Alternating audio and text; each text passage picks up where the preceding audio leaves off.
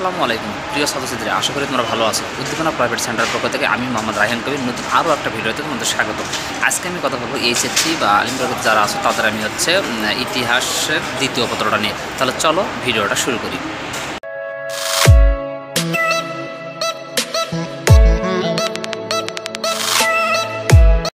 ইতিহাস দ্বিতীয় পর্বে আমি তোমাদের সাজেশনটা তিনটা প্রসেসে ভাগ করেছি, 3 স্টার, 2 স্টার এবং 1 স্টার। অবশ্যই তোমরা 3 স্টার 3টা স্টারে পড়ার চেষ্টা করবে যাতে তোমাদের জন্য প্রস্তুতি নেওয়ার সুযোগ হয়। আমি সাজেশনটা এত শর্টভাবে দিয়েছি তোমাদের অল্প সময়ের ভিতর ভালো প্রস্তুতি তোমরা নিতে পারবে। আমি এখানে তোমাদের জন্য দেখো 4টা অধ্যায় দিয়েছি, প্রথম অধ্যায়, পঞ্চম, ষষ্ঠ এবং তৃতীয় অধ্যায়। তবে এখান থেকে তোমরা বাছাই করে যে কোনো 3টা অধ্যায় যদি পড়ো তাহলে এখানে তোমাদের পাশে 100% অ্যান্সার হয়ে যাবে ইনশাল্লাহ। আর এখান থেকে কমন হবে ইনশাল্লাহ 100%। তাহলে যে কোনো 3টা অধ্যায়, তোমার যে 3টা অধ্যায় তোমার বেশি পছন্দ হয় সেই 3টা অধ্যায় তুমি পড়ো। তবে আমার হিসেবে প্রথম, পঞ্চম এবং ষষ্ঠ অধ্যায় 3টা অধ্যায় মোটামুটি সহজ। তৃতীয় অধ্যায়টা একটু কঠিন আছে, তবে যাদের কাছে সহজ তারা তোমরা পড়ে নেবে, কারণ পঞ্চম অধ্যায় ষষ্ঠ অধ্যায় এসএসসিতে অলরেডি পড়ে ফেলেছো। তাহলে দেখো, প্রথম অধ্যায়ের কিছু গুরুত্বপূর্ণ প্রশ্ন আমরা জ্ঞানমূলক প্রশ্ন, যারা রিস্ক নিতে চাও তাদের 3 স্টেজ হিসেবে এখানে 5টা প্রশ্ন আছে। দেবল বন্দর কোথায় অবস্থিত? তরাইনের দ্বিতীয় যুদ্ধ কত সালে সংঘটিত হয়? মোহাম্মদ ঘুরির আসল নাম কি, অথবা মোহাম্মদ ঘুরির প্রকৃত নাম কি? শাহনামার রচয়িতাকে এবং পৃথ্বীরাজ বংশের রাজা কে ছিলেন, অথবা পৃথ্বীরাজ বংশের রাজা ছিলেন কে? এটা এক প্রশ্নটা। আচ্ছা দেখো, পৃথ্বীরাজ বংশের রাজা কে ছিলেন। আচ্ছা, তারপর দেখবো আমরা যারা ভালো রেজাল্ট করতে চাও তাদের 3 স্টারের পাশাপাশি 2 স্টার হিসেবে আরও রয়েছে 10টা প্রশ্ন। সুলতান মাহমুদ কোন রাজ্যের শাসনকর্তা ছিলেন, অথবা সুলতান মাহমুদ কোন রাজ্যের সুলতান ছিলেন? রাজা দাহির কে ছিলেন? হাজ্জাজ বিন ইউসুফ কে? ভরত কে? আরবদের সিন্ধু বিজয়ী বীরের নাম কি? সুলতান মাহমুদ কত হিজরিতে আক্রমণ করেন? আল বিরুনি সিন্ধু বিজয় সম্বন্ধে লিখিত গ্রন্থটির নাম কি? কিতাবুল হিন্দ গ্রন্থের রচয়িতাকে? প্রাচ্যর হোমার বলা হতো কোন কবিকে? সিন্ধু বিজয়ী মুসলিম সেনাপতির নাম কি এবং ভারতে মুসলিম সাম্রাজ্যের প্রতিষ্ঠাতাকে?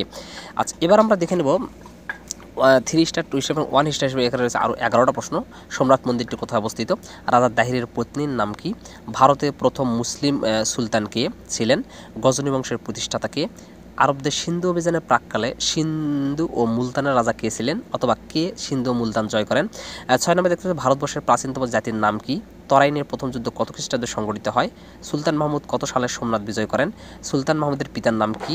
সিন্ধুর প্রধান বন্দরটির নাম কি ছিল? এবং সর্বশেষ মোহাম্মদ বিন কাসিম কত সালে সিন্ধু অভিযান চালান?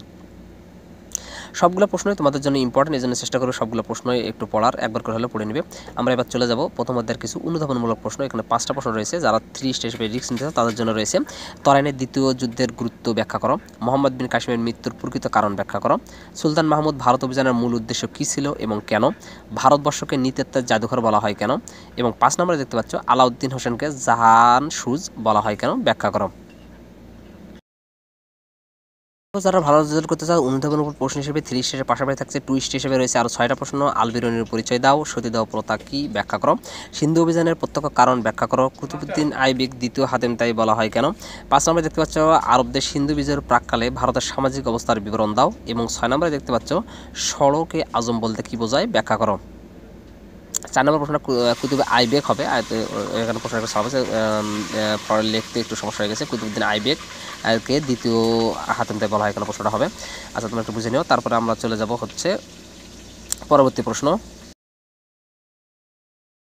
3 স্টার পাশাপাশি 1 স্টার হিসেবে যে প্রশ্নগুলো থাকছে সেটা হচ্ছে, প্রথমে দেখতে পাচ্ছি আরবদের সিন্ধু অভিযানের পূর্বে ভারতীয় সমাজের নারীর অবস্থা কেমন ছিল? ব্যাখ্যা করো। সুলতান মাহমুদের সোমনাথ মন্দির বিজয় ইতিহাস ও বিখ্যাত কেন? রাজা পৃথ্বীরাজের সাথে রাজা জয়চন্দ্রের দ্বন্দ্বের কারণ ব্যাখ্যা করো। রাজা দাহিরের স্ত্রী জওহর ব্রত পালন করেন কেন? এবং 5 নম্বরে দেখতে পাচ্ছ শাহনামা কি? ব্যাখ্যা করো। আমার তোমাদের কাছে অনুরোধ থাকবে 1 স্টার, 2 স্টার এবং 3 স্টার তোমরা সবগুলো প্রশ্ন পড়বে, তবে 3 স্টারগুলো একটু বেশি গুরুত্ব দিবে, 2 স্টারগুলো একটু কম, এবং 1 স্টারগুলো একবার করে হলেও অন্তত পড়ে নিও যাতে প্রশ্নগুলো অ্যান্সার করতে পারো।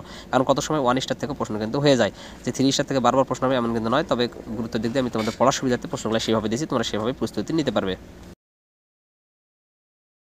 যে টপিকসগুলো প্রথম অধ্যায় থেকে অবশ্যই ভালো করে পড়তে হবে সেটা হচ্ছে সুলতান মাহমুদের চরিত্র ও কৃতিত্ব, এছাড়া মোহাম্মদ ঘুরির মুসলিম শাসন প্রতিষ্ঠা, এবং 3 নম্বরে মোহাম্মদ বিন কাসিমের সিন্ধু ও মুলতান বিজয় কারণ এবং ফলাফল।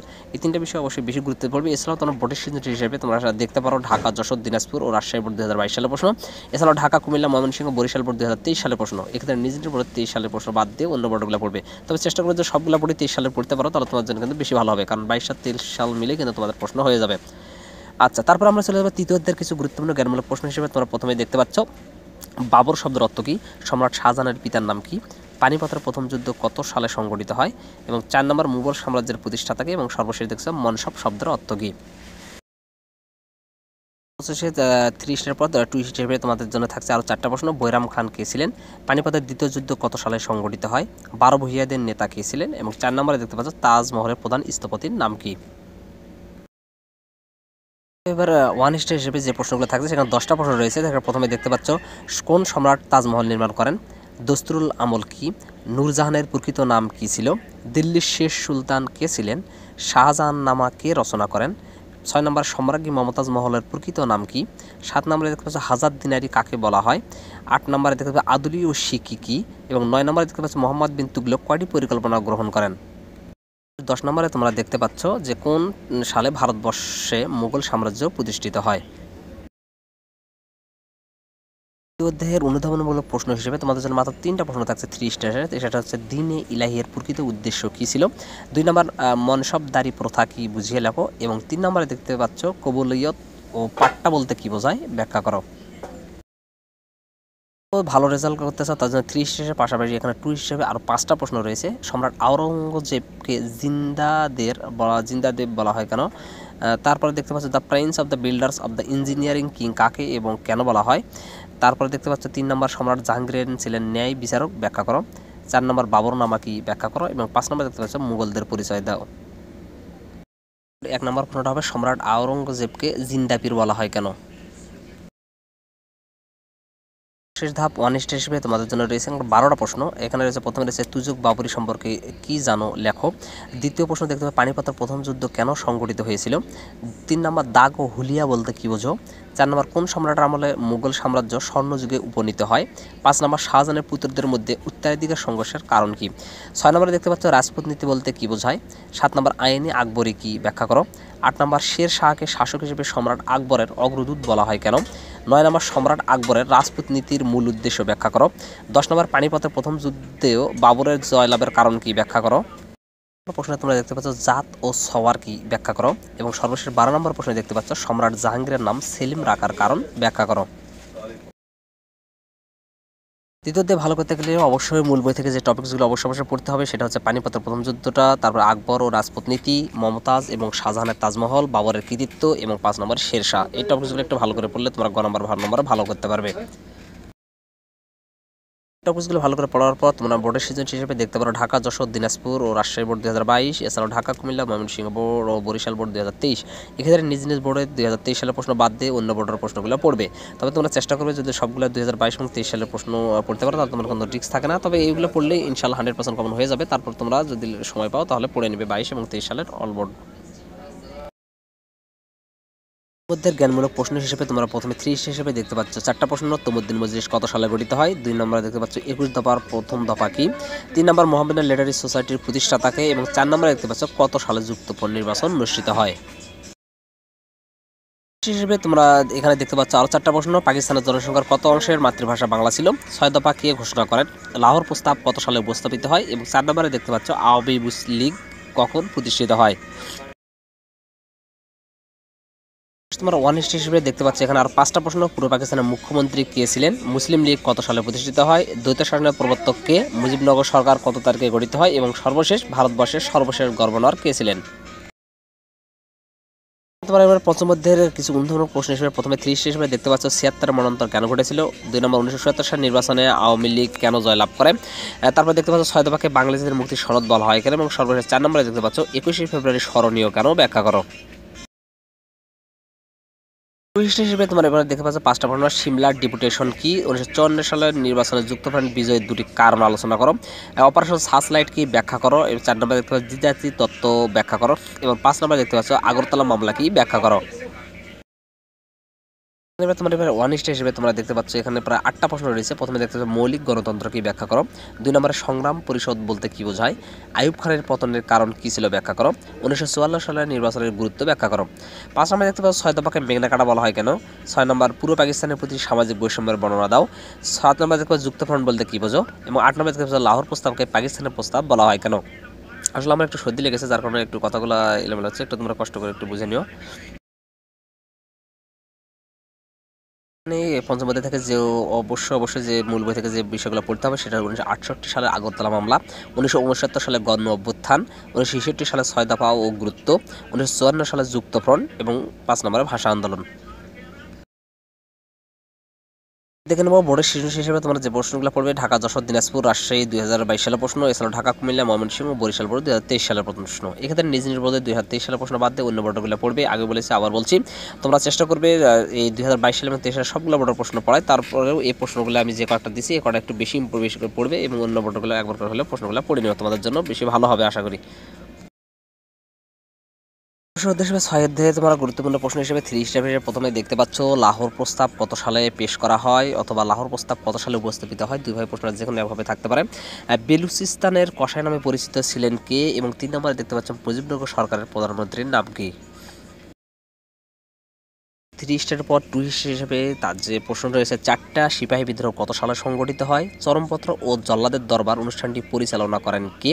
3 নম্বরে দেখতে পাচ্ছ 1977 সাল নির্বাচনে পিপিপি এর প্রধান কে ছিলেন, এবং 4 নম্বরে দেখতে পাচ্ছ দ্বিজাতি তত্ত্ব ঘোষণা করেন কে। নম্বর 1 স্টেপ হিসেবে যে থাকছে সেটা হচ্ছে মুক্তিযুদ্ধের সময় চরমপত্র কে পাঠ করতেন। 1969 সালের গণঅভ্যুত্থানের প্রথম শহীদ কে, এবং সর্বশেষ দেখতে পাচ্ছ বর্তমান মুজিবনগরের পূর্ব নাম কি ছিল। ষষ্ঠ অধ্যায়ের অনুধাবনমূলক প্রশ্ন হিসেবে রয়েছে 4টা প্রশ্ন 3 স্টার হিসেবে। সেটা প্রথমে দেখতে পাচ্ছ মুজিবনগর সরকার কেন গঠিত হয় ব্যাখ্যা করো। 2 নম্বরে দেখতে পাচ্ছ অপারেশন সার্চলাইটের মাধ্যমে পাকিস্তানের আর যুদ্ধের সূচনা করেছিল ব্যাখ্যা করো, এবং 3 নম্বরে দেখতে পাচ্ছ অপারেশন সার্চলাইট বলতে কি বোঝো। 4 নম্বরে দেখতে পাচ্ছ 1977 সাল নির্বাচনের গুরুত্ব লেখো। সর্বশেষ 1 স্টার হিসেবে তোমরা 2 স্টার হিসেবে এখানে দেখতে পাচ্ছ 3টা প্রশ্ন। ভাষা আন্দোলনের স্মরণীয় কেন, 7 মার্চের ভাষণের তাৎপর্য ব্যাখ্যা করো, এবং 3 নম্বরে দেখতে পাচ্ছ দ্বিজাতি তত্ত্ব বলতে কি বোঝায়। পানিষ্ঠ হিসেবে তোমার এবারে রয়েছে প্রায় 8টা প্রশ্ন। প্রথমে দেখতে পাচ্ছ 1971 সালে 25শে মার্চ রাতকে কালোরাত্রি বলা হয় কেন, অসহযোগ আন্দোলন বলতে কি বোঝো। 3 নম্বর মৌলিক গণতন্ত্র কাঠামো বলতে কি বোঝায়। 4 নম্বর বাংলাদেশের স্বাধীনতা যুদ্ধে জাতিসংঘের ভূমিকা কি। 5 নম্বর গেরিলা যুদ্ধ কি ব্যাখ্যা করো। 6 নম্বর কাদের নিয়ে মুজিবনগর সরকার গঠিত হয়। 7 নম্বর দেখতে পাচ্ছ খিলাফত আন্দোলন বলতে কি বোঝো, এবং 8 নম্বরে দেখতে পাচ্ছ ঐতিহাসিক আগরতলা মামলা বলতে কি বোঝায়। ভালো করে পড়ার পর তোমাদের অবশ্যই মূল বই থেকে অবশ্যই যে টপিকসগুলো পড়তে হবে সেটা হচ্ছে 6ষ্ঠ অধ্যায়ের 1977 সালের সাধারণ নির্বাচন, 7 মার্চের ভাষণ, 25শে মার্চ কালোরাতের গণহত্যা ও স্বাধীনতার ঘোষণা, 4 নম্বর মুজিবনগর সরকার ও মহান মুক্তিযুদ্ধ, এবং 5 নম্বর অবশ্যই মহান মুক্তিযুদ্ধের স্বাধীনতার বিরুদ্ধে তৎপর। বোর্ডের সৃজনশীল হিসেবে তোমরা দেখতে পারো ঢাকা, যশোর, দিনাজপুর, রাজশাহী 2022 সালের প্রশ্ন, এছাড়াও ঢাকা, কুমিল্লা, ময়মনসিংহ 2022 সাল বোর্ডের 2023 সালের প্রশ্ন। এক্ষেত্রে নিজ নিজ বোর্ডের 2023 সালের প্রশ্ন বাদ দিয়ে অন্য বোর্ডগুলো পড়বে। আবার বলছি শেষবারের মতো, সেটা হচ্ছে তোমরা 2022 সাল এবং 23 সালের সবগুলো প্রশ্ন পড়ার চেষ্টা করবে। তবে এখানে আমি যে কয়েকটা বোর্ড দিয়েছি সেই কয়েকটা বোর্ডগুলো একটু বেশি গুরুত্ব দিয়ে পড়বে, অন্য বোর্ডগুলো একটু 2-1 দেখে নিলেও হয়ে যাবে। এখান থেকে তোমার 100% ইনশাআল্লাহ কমন হয়ে যাবে। পরবর্তী নতুন কোনো ভিডিও নিয়ে খুব শীঘ্রই তোমাদের সামনে হাজির হচ্ছি। সে পর্যন্ত ভালো থেকো, আল্লাহ হাফেজ।